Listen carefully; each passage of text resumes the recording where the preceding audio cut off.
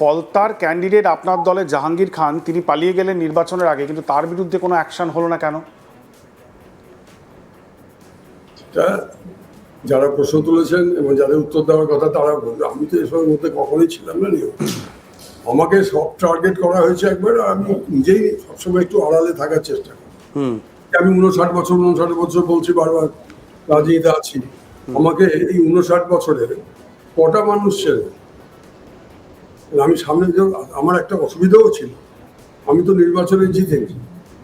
যারা পঞ্চায়েতে, পুরসভাতে বা বিধানসভা বা লোকসভাতে জেতে তারা দৃশ্যমান হন আমাদের সিস্টেমে, ঠিক কথা। বাকি যারা ইনসাইডার তাদের কথা কেউ জানে না, কেউ বুঝতে চায় না না, কিন্তু আপনি এই কথাটা বলছেন কেন? রাজ্যসভায় আপনাদের যারা আপার হাউসে রয়েছে তাদের মধ্যে অনেক হাই প্রোফাইল রয়েছে, তাদেরকে এখন আবার মাঝে মাঝে একটু মমতা বন্দ্যোপাধ্যায়ের আশেপাশে তাদেরকে তো দেখা যাচ্ছে। ভালো তো, তারা মানে যদিও খুব একটা এই ধরনের আন্দোলনে, পথে ঘাটে, মাঠে ময়দানে, রোদে ঝড়ে জলে তাদেরকে দেখা যেত না, কিন্তু তাদেরকে এখন দেখা যাচ্ছে। প্রশ্নটা হলো সেটাই যে তাহলে মমতা বন্দ্যোপাধ্যায়ের পাশে থাকলোটা কি? খুব ভালো। যদি এই টিম, যদি আপনি যে টিমের কথা বলছেন, এই টিম যদি পাশে থেকে দলকে শক্তিশালী করে, পুরোনো দলকে, হ্যাঁ, তাহলে ভালো তো। চেষ্টা তো করা উচিত, সবারই চেষ্টা করা উচিত। কিন্তু আমি নিজে ব্যক্তিগতভাবে মনে করি এই দালাল শ্রেণীর লোক, এগুলো অনেকেই আছে দালাল শ্রেণীর। আপনার দলে আপনারই কলিগ? অবশ্যই। কেউ কারো এগেনস্টে ইডির কেস আছে 2-3টে, হাঁপিয়ে গেছে, পালিয়ে ছুটে বেড়াচ্ছে করে এখানে। কি হয়নি? গরু পাচার থেকে শুরু করে, কয়লা পাচার থেকে শুরু করে, বালি পাচার, জলাশয় বুঝিয়ে দিয়ে বহুতল বানানো, সরকারি জমি বেচে দেওয়া, মাস্টারদের চাকরি দিয়ে টাকা নেওয়া, জঘন্য জঘন্য অপরাধ, এগুলো ক্রিমিনাল অফেন্স প্রত্যেকটা। র্যাম্প্যান্ট করাপশন, আমি যেটা বললাম, করাপশন ওয়াজ ইনস্টিটিউশনালাইজড। এবং যেটা সবার চোখে পড়ছে সেটা ওনার চোখে পড়লো না কেন? পড়েনি, এটা আমি ভাবতে রাজি নই যেটা কারোর চোখে পড়েনি, সবার চোখে পড়েছে, সবাই জানতো সবকিছু। আমার তুলসী পাতা ছুঁয়ে বললেও যদি কেউ বলে যে আমি জানতাম না, আমি কোনো কাউকে দুগ্ধপোষ্য শিশু মনে করি না। তাহলে আপনাদের নির্বাচনী প্রচারে আপনাদের এই দুদিন আগে সুনীল মণ্ডলের কথা মমতা বন্দ্যোপাধ্যায় বলেছেন, যেই সুনীল মণ্ডল গ্রেপ্তার হয়েছে, যার ওই প্রাসাদ প্রমণ অট্টালিকা নিয়ে সারা মিডিয়ায় চর্চা হলো, এটা তো তার পয়সাতে তিনি করতে পারেন বলে কোনো সাধারণ মানুষ বিশ্বাস করেন না, তার ভোটাররাও বিশ্বাস করেন না। বিষ্ণুপুরের এমএলএ ছেড়ে দিন সে কথা, মমতা বন্দ্যোপাধ্যায় নির্বাচনে হারলেন, এই হারের পরেও সুনীল মণ্ডল আমার সুনীল মণ্ডল বলে তিনি কদিন আগে মন্তব্য করলেন ওয়াই চ্যানেলে, এবং জ্যোতিপ্রিয় মল্লিককে হাতে নিয়ে স্টেজের ওপর তিনি দাঁড়িয়ে তার হয়ে প্রচার করলেন যে Jyotipriya Mallick is the face of corruption তৃণমূলের অন্দরে। তাহলে তো না, আমি তো যাইনি হাতে ধরে কাউকে বলতে। না কেন, আপনার দলনেত্রী করেছেন, আমি সেটাই বলছি। হ্যাঁ, যিনি করছেন এটা তো তিনি বলতে পারবেন। সবাই তো নিজের রুচি অনুযায়ী, নিজের পছন্দ অনুযায়ী করেন, কাকে কার হাত ধরবেন। না না, কিন্তু এই যে 74, না কিন্তু সুকেন্দুদা, এই যে 74 জনকে, এই যে বলা হলো যে যখন লিস্টটা বেরোলো 74 জনকে বাদ দিয়ে দেওয়া হয়েছে, আমরা ক্লিন ইমেজওয়ালা লোকজনকে চাইছি যেখানে অ্যান্টি ইনকামবেসি নয়, তাহলে হিসাবটা কিসের ওপর ভিত্তিতে হলো? এই চেঞ্জ করে যাদেরকে আনা হয়েছিল তাদের মধ্যে কেউ কেউ জিতেছে, এবং যে 60 জন চলে গেলেন তার মধ্যে ওরাও আছে কিন্তু। একদম। তাহলে ব্যাখ্যাটা তুমি দাও, এবার কি দেবে? আমরা একটু শেষ কথাটা বলছি আমার। হ্যাঁ, তারপর যদি তোমার কোনো প্রশ্ন থাকে ওটা শেষ প্রশ্ন হিসেবে আমি উত্তর দেবো।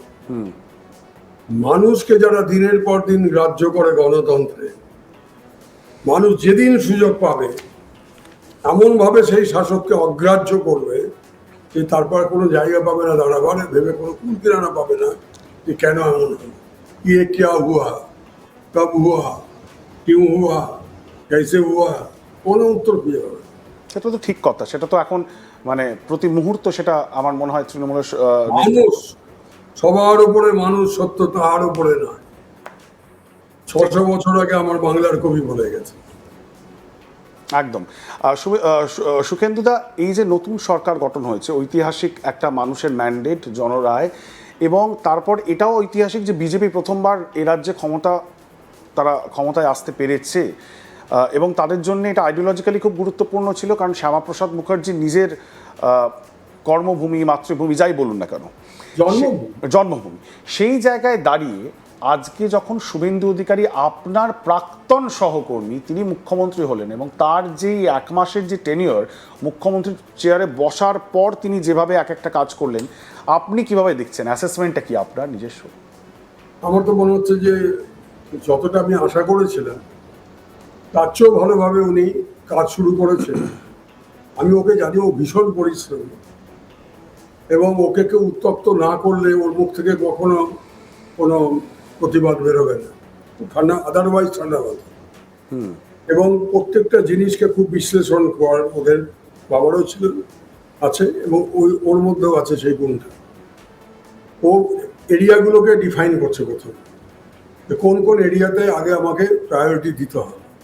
49 বছরে মরুভূমি হয়ে গেছে পশ্চিমবঙ্গ কমিউনিস্ট শাসন এবং আমাদের দলের শাসনে, অপশাসন। ওতে পুনর্নির্মাণ করতে হবে বাংলাকে। তো বাংলাকে পুনর্নির্মাণ করতে গেলে কোন কোন ক্ষেত্রগুলোকে আমাকে অগ্রাধিকার দিতে হবে। নিরন্তর আলাপ আলোচনার মধ্য দিয়ে দলীয় নেতৃত্বের সঙ্গে কথা বলে তিনি একটার পর একটা কর্মসূচি নিচ্ছেন এবং ঘোষণা করছেন। এবং ওদের সংকল্প পত্রতে যে ঘোষণাগুলো করা হয়েছিল তার 2-3টে ইতিমধ্যেই বাস্তবায়িত হয়েছে, সেটা ঠিক কথা। রেকর্ড টাইম খুব ভাবার সাথে, হ্যাঁ, within 7 days, 10 days, 15 days of the formation of the government উনি করছেন। এটা তো মানুষের মধ্যে একটা আশা আলো যাচ্ছে। আমার মতো একটা বৃদ্ধ নাগরিক, আমার মনেও আশা যাচ্ছে যে হয়তো পৃথিবী থেকে বিদায় নেওয়ার আগে আমি আরেকবার আমার ছোটবেলায় যে বাংলাকে দেখেছিলাম সেরকম তার চেয়েও হয়তো উন্নততর বাংলাকে আমি দেখতে পাবো। আর আমি না পেলেও আমার ছেলেমেয়েরা, আমার নাতি নাতনিরা দেখতে পাবে। একদম, আমরা সবাই আশায় বুক বেঁধে তো দেখতে পাবেন। একদম আশায় বুক বেঁধে বসে আছি, কারণ সত্যি তো বাংলার যে স্ট্যাগনেশন এবং এত মানে প্রায় আপনি যেটা বললেন অর্ধ শতাব্দীর এই যে রাজনৈতিক মানে বিমুখতা, আমি যদি বলি মানে দিল্লিতে একটা সরকার এবং পশ্চিমবঙ্গে একটা সরকার এবং সারাক্ষণই অপোজিশন, তার ফলে তো একটা সমস্যা তৈরি হয়। কারণ কেন্দ্রে যারা সরকারে থাকে তাদের তো চূড়ান্ত তাদের কাছে যে পাওয়ারটা থাকে, তাদের কাছে সেই ইমপ্লিমেন্ট করার ক্ষমতা রয়েছে, তাদের কাছে সেই রিসোর্স রয়েছে, সেটা ছাড়া একটা অঙ্গরাজ্যের কাছে কত ক্ষমতা রয়েছে, এটা তো একটা খুব বড় প্রশ্ন। এইখানে বলছি শেষ লাইন যে শুভেন্দুর সবচেয়ে বড় অ্যাডভান্টেজ যে কেন্দ্র তার দলের সরকার এবং উনি নিজে রাজ্যের মুখ্যমন্ত্রী। একদম, আমাদের এখানে ওই 60-এর দশক থেকে চলবে না, ভেঙে দাও, উড়িয়ে দাও, জ্বালিয়ে দাও, পুড়িয়ে দাও, আর কেন্দ্রের বঞ্চনা, কেন্দ্রের বঞ্চনা, কেন্দ্রের বঞ্চনা। আমরা চুরি করবো আর কেন্দ্রকে টাকা দিয়ে যেতে হবে, আমরা হিসেব দেবো না, কেন্দ্রকে টাকা দিয়ে যেতে হবে। এই অবস্থাতে তো ওর নেই। ওর এই অ্যাডভান্টেজটা আছে যে আমি গিয়ে কেন্দ্রীয় সরকারকে বোঝাতে পারবো যে এই কারণে আমার এটা দরকার, তোমরা আমাকে সাহায্য করো। ফলে একটা কোঅর্ডিনেশন যেটা আমরা খুব বলি যে আমরা ফেডারেল কান্ট্রি, ফেডারেল স্ট্রাকচার, হ্যাঁ, ওরা বলে জোড়া ইঞ্জিন, কি বলে, ডাবল ইঞ্জিন সরকার।